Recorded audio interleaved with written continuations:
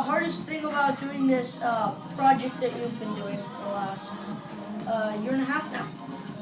Going on 2 years, buddy.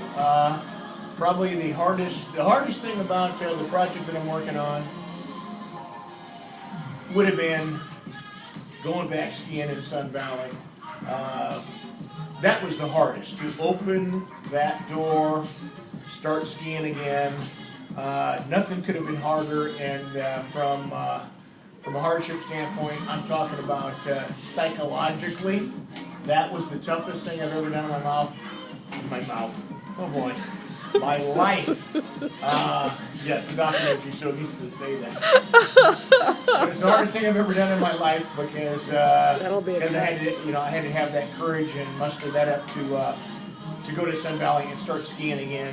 And I've done a tremendous amount of very difficult things since then. This is difficult what I'm doing today, but nothing compares to opening that door and going skiing again. So this is very hard, but it can't compare ever to starting to ski again and what it took to do that. So good question, buddy. What is the, oh wait, hold on. How do you think your endurance is going with all the workouts you've done and leading up to this day for the 24 hours? Great question, great question. You know, how's my endurance? What do you think about where I'm at on this thing? Mm-hmm. Okay, so, you know, I got 22 and a half hours left to go to, you know, get me past this first test. And I have full confidence in my conditioning, how well I've done so far.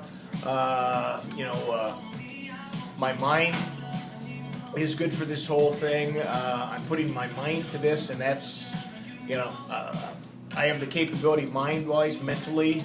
The key to today, the key to going up to Camp Muir is going to be my nutrition, going to be my hydration, and right now we're doing that big 24-hour dry land test in a controlled environment, because as long as I can fuel my body properly, hydrate my body properly, coupling my body and my mind, I'm ready.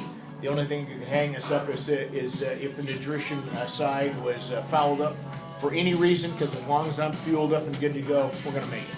That's my answer. Okay. What kind of help from your friends and just other people did you get? What can I help from my friends? And just like anybody. Yeah. I've had a tremendous support system through this process, a following, if you will. I've had a tremendous amount of financial support from my friends, and through Facebook and through one-on-one contact with other people. I have an incredible amount of people just backing me on this thing, and so I'd have to say I'm one of the luckiest guys in the world when it comes to my support system and people that care about me and people that are rooting me on. What are you planning on? What are you gonna do with the extra money, really? What am I gonna do with the extra money? There's no extra money. Well, I meant are you going to expect if there's anything left of what's after the project? Okay, all right. No, that's a good question, buddy.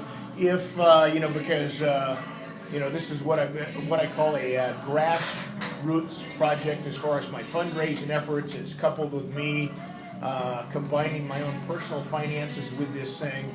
As we've gotten more and more momentum on this thing, more possibilities start showing up as far as people looking to assist me.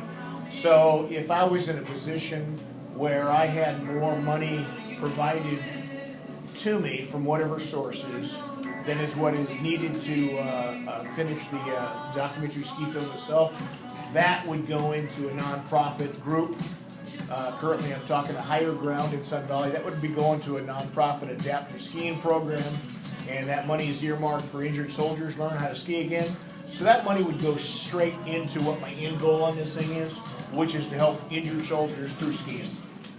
Okay, how did you choose to do this project instead of kind of a different one, or Okay. where did you get the idea of this? Okay, as far as the injured soldiers and me having that be my goal. All right, well, one thing about that particular population tag is I never served in the military myself.